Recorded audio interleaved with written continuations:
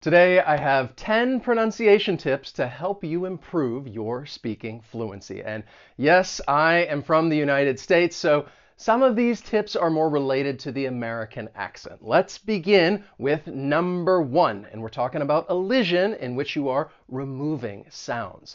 So number 1, you may not pronounce the T when it comes between two consonants. And I'm sure you hear this when I say words like exactly or mortgage or Christmas. And this also goes for phrases as well. If I were to say last night or mashed potatoes, you don't hear that T at all. Number 2, let's stay with elision. You may not pronounce the D when it comes between two consonants. And again, you hear this in words like sandwich or lands. This also applies to phrases like used car or sandcastle.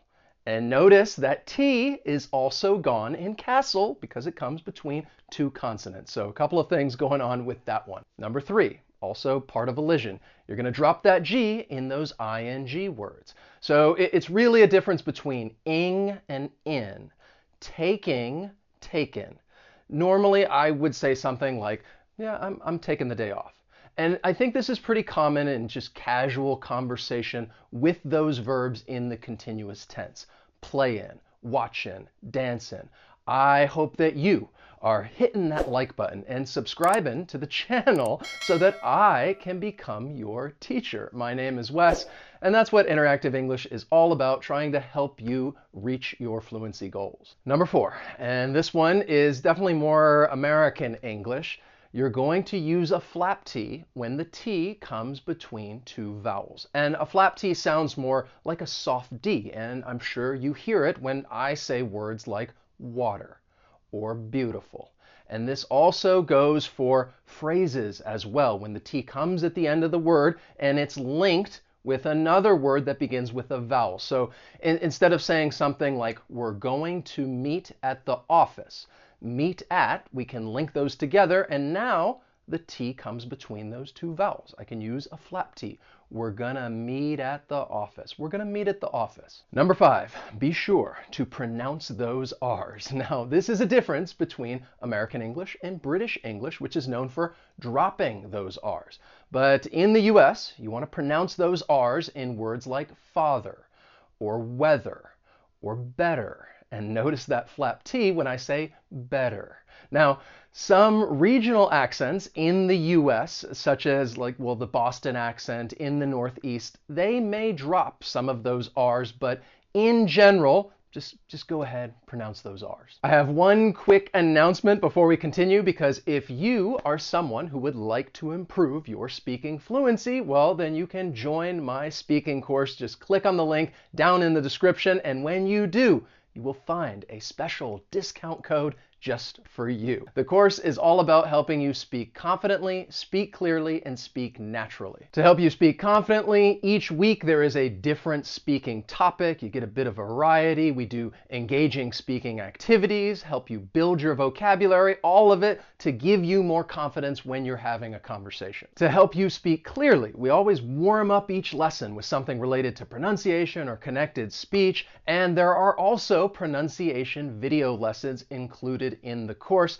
And this not only helps you speak clearly, but I really do think it helps with your listening comprehension as well. And speaking naturally, you will learn some of the language nuances, when to use certain words and phrases, practice idioms, as well as use a variety of ways to express some very common ideas. So click on the link in the description if you'd like to join or learn more about the course, and I just hope to speak to you soon. Now let's get back to those pronunciation tips. Number 6, don't be afraid to use the schwa sound, especially with some very common words. So the schwa sound, it is an unstressed vowel sound. It just sounds like You hear it in words like banana, banana.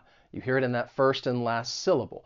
Now we can use the schwa in very common words like you, which has two different pronunciations. Both are accepted when it's stressed, you. When it's unstressed and we say it with the schwa, ya. So if I were to say look at you, okay, you can hear that stress, you. If I were to ask something like, are you going to write to me in the comments? Okay, Are ya gonna write to me in the comments? I say it with the schwa, and I'm also making a suggestion as well. Are you gonna write to me in the comments? Number 7, don't be afraid to use reductions. There are certain phrases like going to and want to that often get reduced to gonna and wanna. And again, you hear that schwa at the end. So this is something that I think I end up doing like 99% of the time.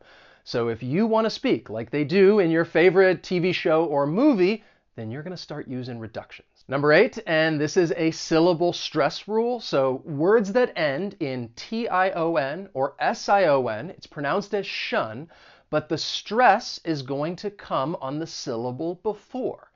Pronunciation, comprehension. All right, I'm emphasizing a little bit so you can easily hear it. Pronunciation, comprehension. The stress is on the syllable before. Number 9, another syllable stress rule. Words that end in ty, cy, phy, gy, and al, the stress is going to be on the third to last syllable. So electricity, photography, biology. Okay, again, I'm trying to overemphasize it so you can easily hear it, but stress is on the third to last syllable. Number 10, keep an eye out for loanwords. So these are words that are borrowed from other languages, and English has borrowed many, many words, and often the word may keep its spelling and pronunciation, and this is why sometimes you see a word in English and you think, wow, the spelling and the pronunciation, they just don't match. So to share with you a few loanwords that English has borrowed from languages like French, champagne, Spanish, marijuana, Hindi, pajamas, Japanese, samurai. The list goes on and on. There are many, many loanwords. Just keep in mind that the spelling and the pronunciation are not always going to match up. I hope you enjoyed the lesson and learned something new. Again, if you'd like to practice and improve your speaking with me, click on that link down below in the description if you'd like to join my speaking course. Thank you so much for watching, and I will see you next time. So long.